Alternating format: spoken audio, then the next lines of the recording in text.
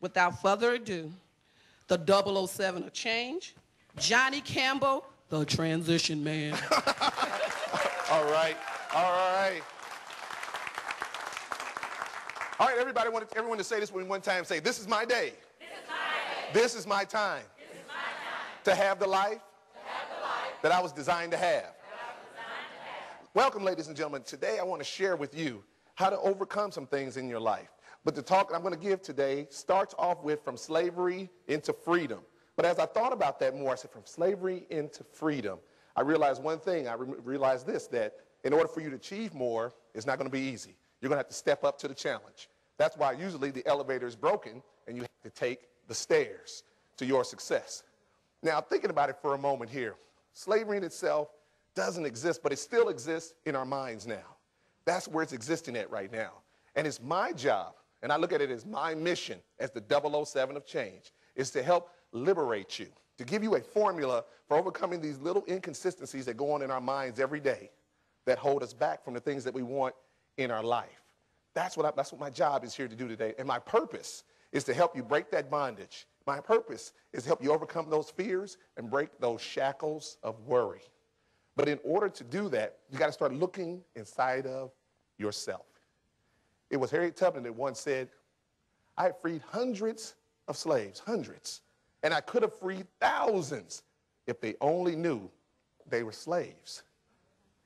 And I thought about that for a moment, and I said, that's exactly the situation that we are in today.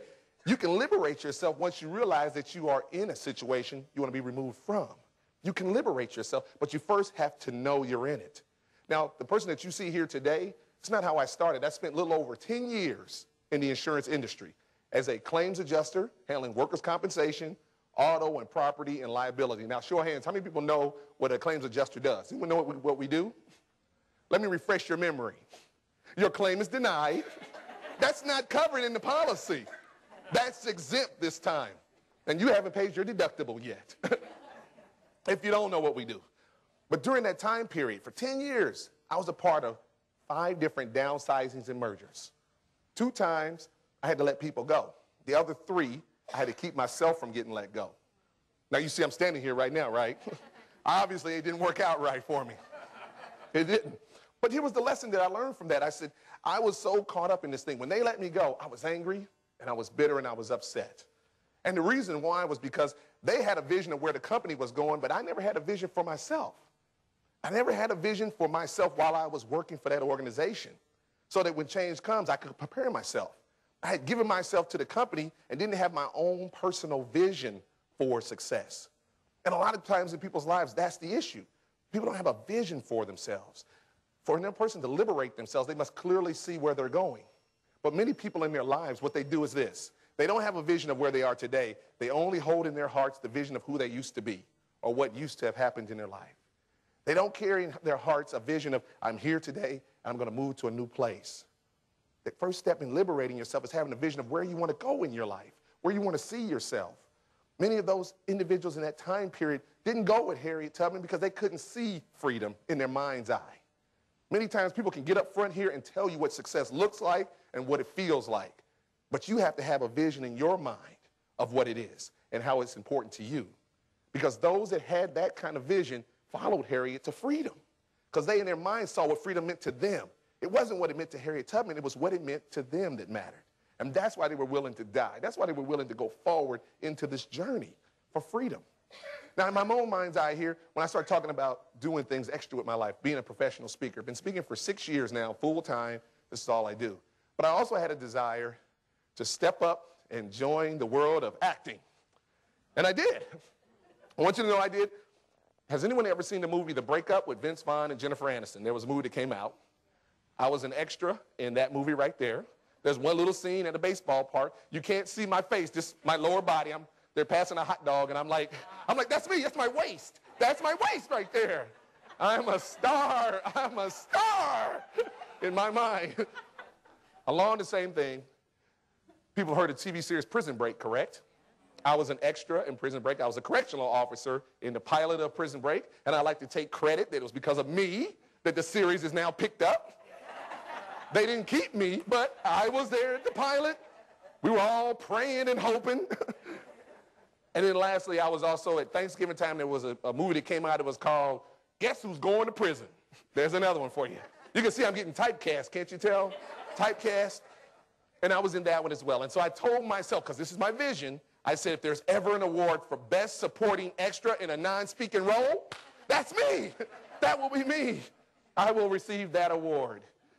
But I had a vision for myself. I said, you know what? I'm going to do what I love to do, and I'm going to visualize myself in this place, but I'm going to position myself for it, for this opportunity, so that when it comes along, I'll be ready. But that was a vision I have for myself and where I want to see myself go with this thing that I do right now. Each and every one of you in here has to have your own vision, a vision that will propel you toward the things that you want in your life. The vision is the thing that will give you the courage to take that first step out. But sometimes to take that step out, you need a little help along the way. And that's where a person like myself comes into play. And as I call myself the agent of change, and I decided something. I said, you know, in everyone's life, they need a little help sometimes. So I decided that everyone in here are now official change agents. Since I am the 007 of change, it's important that I train you to be an agent, to be your own change agent. Because I firmly believe that you can change your life like a snap. I believe that you can change other people's lives, but you first have to know how to change your life. Everyone in here is their own change agent. And since we have an agency, since we have agents and we need an agency, and this is government, I decided to start my own bureau. And I got a lot of paperwork, too. I want you to know that. A lot of forms to fill out to be in this. But the bureau is called the Bureau of Extraordinary People. That's what I call my bureau. And you're all going to be a part of this bureau. By simply, when you sign up later on for the newsletter, I'll send you all the information about being in the bureau. But the bureau is simply this. I firmly believe that everyone has inside of them this extraordinary character, this extraordinary ability. But when I looked at the word extraordinary, it means extraordinary.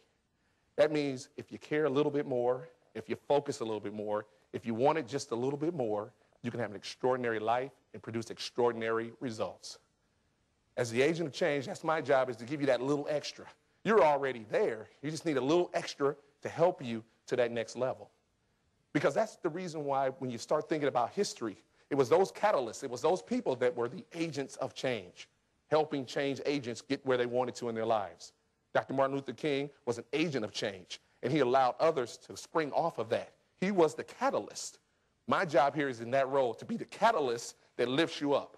But it's you that make history by the little things that I share today to help move you along that process. Now, that growth inside of me occurred back in 1985. And when I was a part of an organization called ROTC. Has anyone ever heard of ROTC before? Okay,